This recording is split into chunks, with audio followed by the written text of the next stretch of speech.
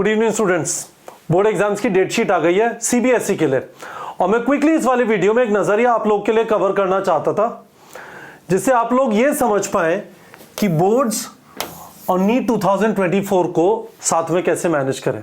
ठीक है, बहुत सारे स्टूडेंट जो नीट 2024 लिखेंगे वो इस समय पे क्लास 12th में उन्हें बोर्ड एग्जाम भी लिखना है। तो पहला क्वेश्चन तो यही है कि क्या बोर्ड एग्जाम मैटर करते हैं? मेरे हिसाब से मैटर नहीं करते।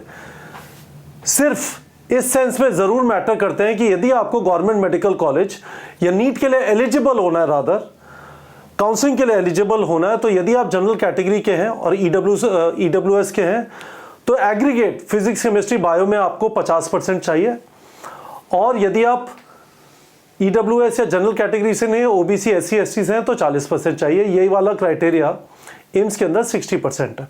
ठीक है, उसके अलावा ये जो बोर्ड एग्जाम का रिजल्ट है इसका कोई मतलब नहीं है। ठीक है, तो मेरे हिसाब से आपको किसी लेवल पे यदि आप स्ट्रगल कर रहे हैं, बोर्ड करूं नीट करूं, मुझे नहीं लगता कि बोर्ड एग्जाम में आपका बहुत ज़बरदस्त स्कोर आता है तो आपकी ज़िंदगी बहुत ज़्यादा बदलेगी। ठीक है, तो इस पर्सपेक्टिव को ज़रूर रखिएगा, प्रेशर थोड़ा कम हो जाएगा। ठीक है, हालांकि आपको लग रहा होगा कि यार स्कूल की बात है, प्री बोर्ड जाना है, प्रैक्टिकल जाना है, but at the end of the day आपने एक एग्जाम के बारे में सुना होगा, CUET, है ना। तो प्रॉबेबली बोर्ड के मुकाबले बोर्ड जब से CUET चालू हुआ है और वो लोग यूनिवर्सिटी के एडमिशन इसके थ्रू हो रहे हैं, कुछ खास वैल्यू मेरे हिसाब से है नहीं, है ना।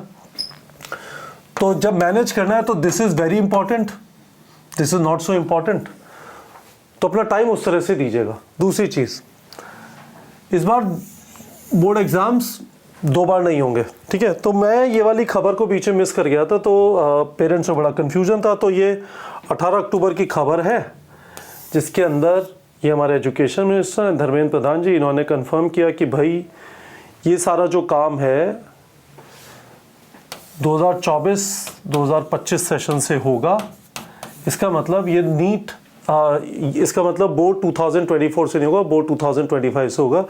ये भी कह रहे हैं कि 2005-2026 में शायद NCERT वापस बदल जाएगी। बहुत अच्छी बात है ना। इस पे नीट 2025 2 बार होगा, fingers crossed, let's hope so. 2024 तो नहीं हो रहा है, तो उसके बारे में डिस्कस करके कोई फ़ायदा नहीं है। डेट शीट आपको पता है, इंग्लिश का एग्ज़ाम 22 फरवरी है, केमिस्ट्री 27 फरवरी, फिजिक्स 4 मार्च, 19 मार्च।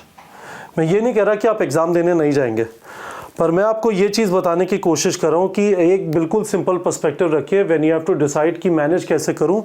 दोनों की थ्योरी सेम है, नीट एंड बोर्ड्स, है ना, दोनों NCERT है। ठीक है, और ज़्यादातर जो स्टेट बोर्ड्स हैं वहाँ पे भी NCERT बेसिक बुक्स चल रही हैं, है ना। जब भी आप थ्योरी कर रहे हो, जब भी आप NCERT को रिवाइज करते हो, जब भी आपको अपने बोर्ड एग्जाम के लिए, जब भी आपको अपने स्कूल एग्जाम के लिए पढ़ना है, साथ में MCQ प्रैक्टिस जरूर करो।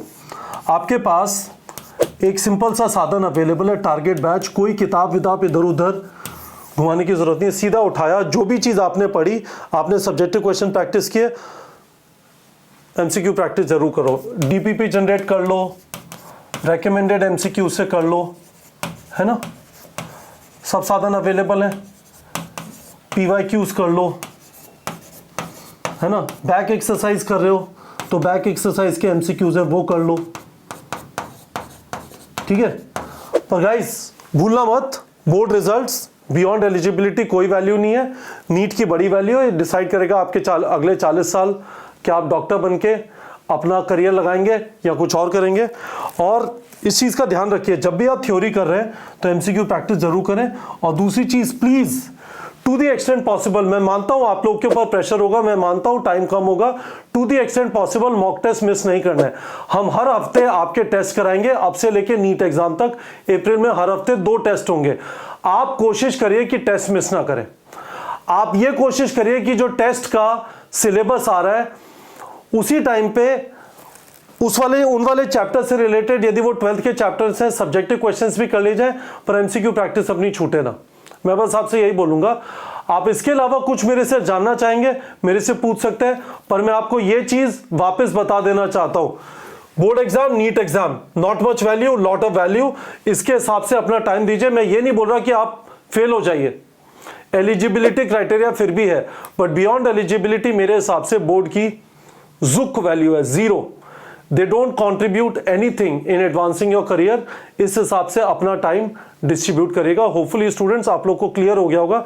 इस वाले चैनल को सब्सक्राइब कर लीजिए। हमारी कोशिश यहाँ पे यही होगी, आपको रेगुलरली गाइड, मोटिवेट, मेंटर करते रहें।